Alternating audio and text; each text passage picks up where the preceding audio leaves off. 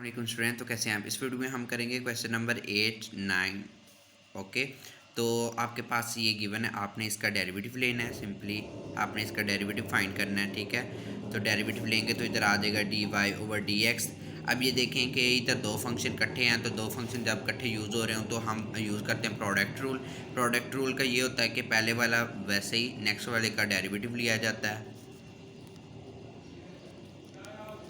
ठीक है, तो फिर क्या होता है, फिर प्लस, यानी कि सेकंड वाला वैसे ही, फिर फर्स्ट वन का डेरिवेटिव लिया जाता है। ऐसे किया जाता है। जी हाँ, बिल्कुल ऐसे ही किया जाता है। तो आपने इसका डेरिवेटिव ले लिया, तो इसका डेरिवेटिव लिया तो वो आ गया, साइन का होता है वो कॉस होता है, cos 2x, और इसका फर्दर 2 हो गया। ठीक है, अब साइन 2x है,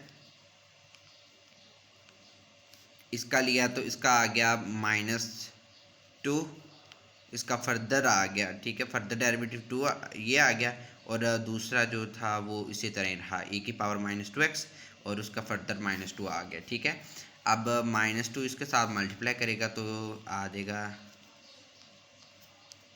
cos 2x। ठीक है, -2 sin 2x की पावर e⁻²x। ठीक है, अब आपने जो जो सेम चीज़ें हैं वो कॉमन निकाल लेनी है, यानी कि 2e⁻²x ये कॉमन है तो आपने वो निकाल ली है। बाकी ये जो चीज़ है वो इधर रहने दी है। ठीक है, तो ये इसका आंसर हो गया। ठीक है, अब हम नेक्स्ट वाला क्वेश्चन करते हैं। अब ये क्वेश्चन गिवन है, इस वाले क्वेश्चन में भी आपने डेरिवेटिव लेना है। ठीक है, डेरिवेटिव फाइंड करना है, तो इसमें भी दो ही फंक्शन गिवन है। ठीक है, तो आपने इसका क्या कर लेना है, इसका सबसे पहले आपने डेरिवेटिव फाइंड करना है। ठीक है, dy/dx ये आपके पास गिवन है। अच्छा, तो आप इसका डेरिवेटिव लेंगे, यानी कि फर्स्ट फंक्शन वैसे ही नेक्स्ट फंक्शन का डेरिवेटिव। अच्छा, फिर प्लस जो सेकंड फंक्शन वैसे ही फर्स्ट फंक्शन का डेरिवेटिव।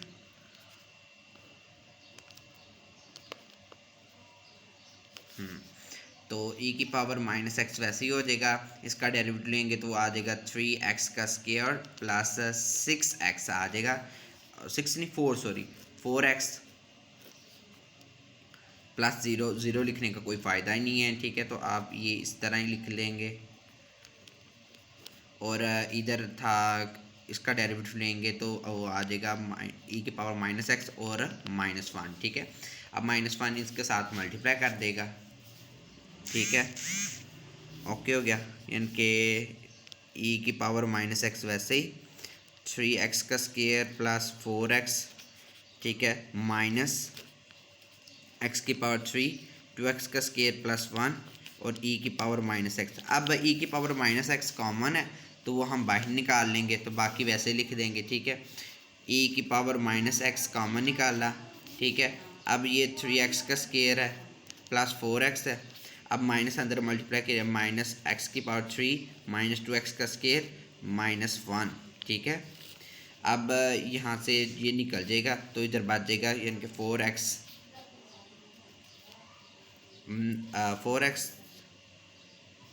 नहीं, x⁻3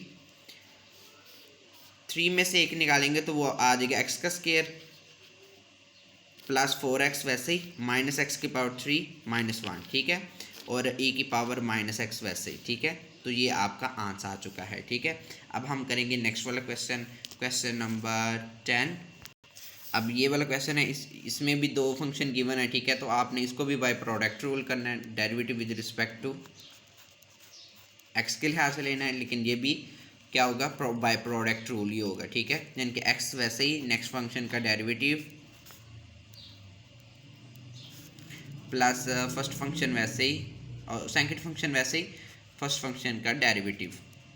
ठीक है, तो इसका डेरिवेटिव लिया तो x वैसे ही आ गया, इसका डेरिवेटिव लिया तो e⁻sin x वैसे ही, फिर उसका फर्दर डेरिवेटिव साइन का होता है cos x, वो आ गया, e⁻sin x वैसे ही इसका लिया तो वो 1 आ गया। ठीक है, अब ये जो चीज़ कॉमन थी वो हम कॉमन निकाल लेंगे, बाहर निकाल लेंगे, तो अंदर बात देगा x cos x +1। ठीक है, तो ये इसका आंसर आ चुका है। ठीक है, बाकी वाले क्वेश्चन आपने खुद करने हैं।